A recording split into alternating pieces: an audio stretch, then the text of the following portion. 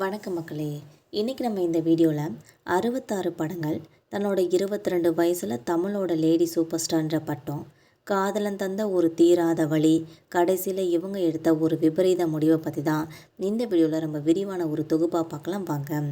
தமிழில் கொண்டாடப்பட வேண்டிய நடிகைகளை ஒருத்தவங்க தான் படாபட் ஜெயலட்சுமி அவர்கள்னே சொல்லலாம்.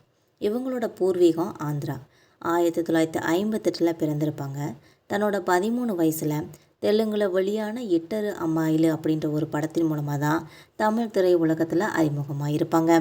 இதுக்கப்புறம் எஸ்ஆர் புட்டண்ணா கனகல் இயக்கிய இந்த படத்தில் அக்னியேனி நாகேஸ்வர ராவ், சோபன் பாபு, வாணிஸ்ரீ எல்லாருமே நடிச்சிருப்பாங்க. சுப்பராஜான்ற பெயரில் படாபட் ஜெயலட்சுமி அவர்கள் அறிமுகப்படுத்தப்பட்டிருப்பாங்க. சுப்பராஜான்ற படாபட் ஜெயலட்சுமி அவர்கள் ரசிகர்களோட மனசை ரொம்பவே கவர்ந்த ஒரு முதல் படம் தான் தீர்த்த யாத்திரான்ற ஒரு மலையாள படம். மலையாள சினிமாவோட முன்னோடி ஆளுமைகளில் ஒருவராக இருந்த வின்சென்ட் இந்த படத்தை இயக்கியிருப்பாங்க. இரு நாயகிகளில் ஒருவராக படாபட் ஜெயலட்சுமி அவர்கள் நடிச்சிருப்பாங்க. இதில் அவங்களோட பெயர் சுப்ரியான்னு சொல்லியிருப்பாங்க. ஊர்வசி சாரதா, கவியூர் பொன்னம்மா, சுகுமாரின்னு சொல்லி தேர்ந்தெடுத்த நடிகைகளுக்கு மத்தியில் சுப்ரியான்ற கதாபாத்திரம் ரொம்பவே ஜொலிச்சிச்சுன்னு சொல்லலாம். அவங்களுக்கு படத்தில் 3 பாடல் காட்சிகள் வைக்கப்பட்டிருக்கும். அவங்களோட அழகும் திறமையும் ரசிகர்களை கட்டி போட்டுச்சுன்னே சொல்லலாம். இது மனுஷியானோன்ற ஒரு மலையாள படத்தை தொடர்ந்து இருளும் மொழியும்னு சொல்லி ஒரு தமிழ் படத்தில் நடிச்சிருப்பாங்க. இதில் அவங்களோட பெயர் நிரஜான்னு சொல்லியிருப்பாங்க. இதை தொடர்ந்து பாலச்சந்தர் அவர்களோட அவள் ஒரு தொடர்கதை படத்துலையும் நடிக்கிறதுக்கான வாய்ப்பு கிடைச்சிருக்கும். இதில் அவங்களோட பேரை ஜெயலட்சுமின்னு சொல்லி மாற்றிக்கிட்டாங்க. அவள் ஒரு தொடர்கதை படத்தில் ஜெயலட்சுமி அவர்கள் ரொம்ப துடுக்குத்தனமான ஒரு கதாபாத்திரத்தில் அவங்களோட தீர்த்த யாத்திரா படத்தை பற்றி ஒத்திருக்கும்னே சொல்லலாம். இதுக்கப்புறமா அவள் ஒரு தொடர்கதையில் அப்பப்போ படாபட்னு சொல்லுவாங்க.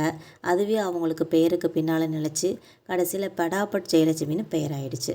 அவள் ஒரு தொடர்கதையை அந்துலேனி கதான்ற ஒரு பெயரில் பாலச்சந்தர் அவர்கள் தெலுங்கில் எடுத்தப்போ அந்த தெலுங்குலையும் இவங்க தான் நடிச்சிருப்பாங்க. இதுக்கப்புறம் முள்ளும் மலரும், 6லேருந்து 60 வரைக்கும், அவர் எனக்கே சொந்தம்னு சொல்லி நிறைய வெற்றி படங்களில் நடிச்சிருப்பாங்க.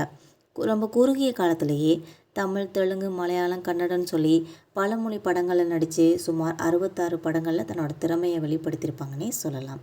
புகழோட உச்சியில் இருந்தாலும் அவங்க தூக்க மாத்திரைகளை அதிகமாக சாப்பிட்டு தன்னோட உயிரை மாய்த்துக்கிட்டாங்க. இதுக்கு காரணம் ஜெயலட்சுமிக்கு ஏற்பட்ட ஒரு காதல் தோல்வி தான் அப்படின்னு சொல்லி தகவல்கள் கிடைச்சிருக்கு.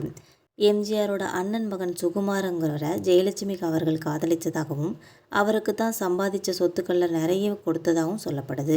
ஆனால் கருத்து வேறுபாடு காரணமாக சுகுமாரை பிரிஞ்சிட்ட நிலையில் தன்னோட 22 வயசில் நடிகை ஜெயலட்சுமி அவர்கள் தன்னோட உயிரை மாய்ச்சிக்கிட்டாங்க. இந்த சம்பவம் திரை உலகத்தில் ரொம்ப பரபரப்பை ஏற்படுத்திச்சுன்னே சொல்லலாம் அந்த காலகட்டத்தில். தேங்க்யூ.